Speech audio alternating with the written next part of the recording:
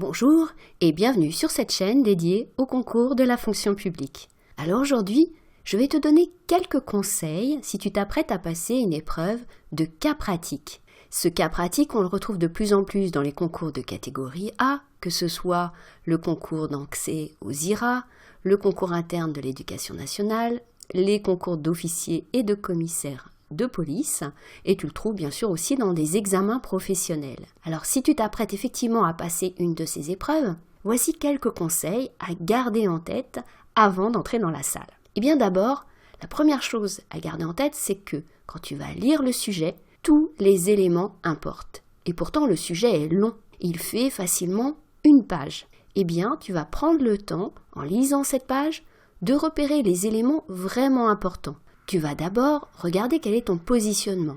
Qui es-tu? Où travailles-tu et pour qui travailles-tu?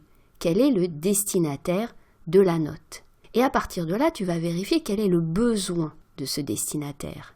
Qu'est-ce qu'il va vouloir faire à partir de cette note? À quoi elle va lui servir? Mais bien sûr, le sujet va d'abord te présenter un thème. Un thème qui peut être une situation professionnelle très précise ou un dispositif un petit peu plus global, mais que tu vas devoir adapter dans un contexte très précis. Donc tu vas tirer du sujet un certain nombre d'informations qu'il va falloir utiliser pour proposer des actions.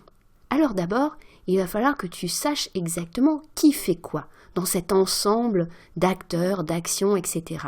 Pense bien à repérer qui est décideur, qui est valideur par exemple, qui va essayer d'inciter d'autres acteurs à faire quelque chose. Donc tu dois bien prendre en compte la différente répartition des rôles que tu peux trouver. Tu peux trouver par exemple des notes dans lesquelles l'État, les services de l'État sont décideurs, mais aussi des exemples dans lesquels ils sont au contraire facilitateurs, c'est-à-dire qu'ils vont apporter une expertise, une aide à d'autres acteurs, en général les collectivités territoriales, qui elles sont décideurs. Et ça importe énormément dans la façon dont tu vas rédiger ta note et en particulier comment tu vas donner des pistes dans les propositions.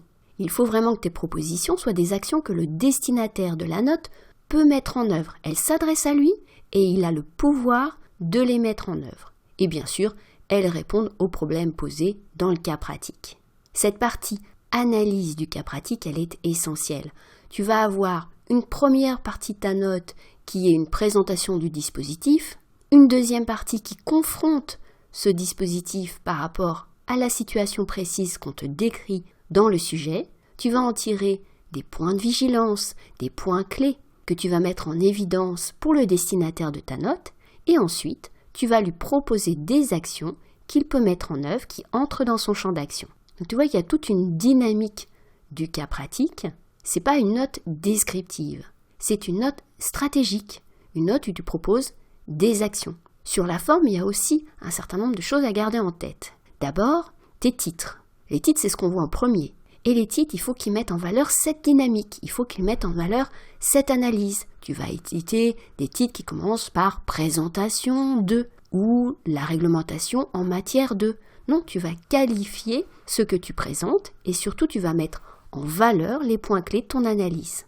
Ce que je te conseille également, c'est de faire attention dans le dossier aux mesures récentes, à tout ce qui peut faire que ton sujet s'ancre vraiment dans la réalité, dans l'actualité. Tu vas prendre comme point de départ de tes propositions le jour du concours, c'est-à-dire que tu ne proposes pas des choses qui concernent des échéances qui sont passées. Tu te projettes dans le futur et tu vas prendre en compte les éléments du dossier qui te permettent de mettre en évidence que tes propositions sont très actuelles, c'est-à-dire s'il y a une mesure récente, une circulaire récente, une modification récente d'un dispositif, tu vas axer tes propositions sur la mise en œuvre de ces dispositions.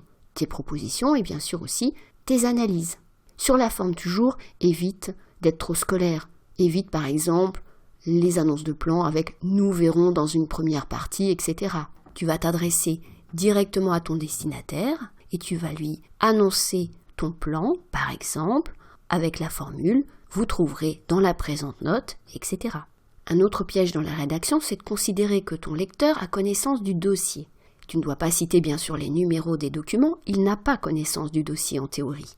Donc, les numéros des documents ne veulent rien dire pour lui. Et si tu cites un élément du dossier, par exemple si tu te réfères à une source, un rapport, eh bien il faut que tu cites précisément les références de cette source. Évite de citer des articles de presse, tout ce qui est presse te sert comme document qui te donne des informations, mais en soi, tu ne vas pas citer la source. Tu vas citer par exemple un article qui fait référence à un rapport, eh bien tu cites le rapport et non pas l'article. Enfin, méfie-toi quand tu utilises des termes qui sont politiquement sensibles. La note, elle doit respecter le devoir de réserve, de neutralité qui s'impose à tout fonctionnaire. Donc, si tu mentionnes des points de vue qui marquent une position forte, cite la source, par exemple la Cour des comptes, un rapport parlementaire. Et même dans le choix de tes termes, fais attention, tu as des termes sensibles, évite-les, même s'ils sont dans le dossier, même si tu les mets entre guillemets, il vaut mieux éviter d'utiliser un terme que le jury pourrait trouver comme décalé par rapport à cette obligation de neutralité. Alors voilà quelques petits derniers conseils avant d'aborder l'épreuve de cas pratique. Tu trouveras sur cette même chaîne une playlist avec des podcasts qui te détaillent aussi bien des points de fond que de forme. Je te mets le lien, tu le vois apparaître là sur ton écran. Et tu trouveras également en description de ce podcast une proposition de méthodologie sur l'épreuve de cas pratique, typiquement l'épreuve avec une note et des annexes. Tu pourras ainsi t'exercer à la fois sur le fond et sur la forme aux différents pièges de l'épreuve pour réussir au mieux, je l'espère, le concours que tu prépares. N'hésite pas également à rejoindre un espace de partage sur Slack. C'est entièrement gratuit et tu pourras échanger avec d'autres candidats au concours de la fonction publique. Tu pourras également me poser des questions si tu le souhaites, partager des informations, partager des ressources. Donc n'hésite pas à nous rejoindre sur Slack.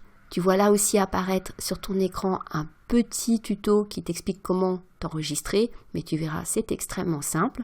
Je te mets le lien en description de ce podcast et il me reste donc à te dire à bientôt sur YouTube, à bientôt sur Slack et bonne chance pour les concours que tu prépares.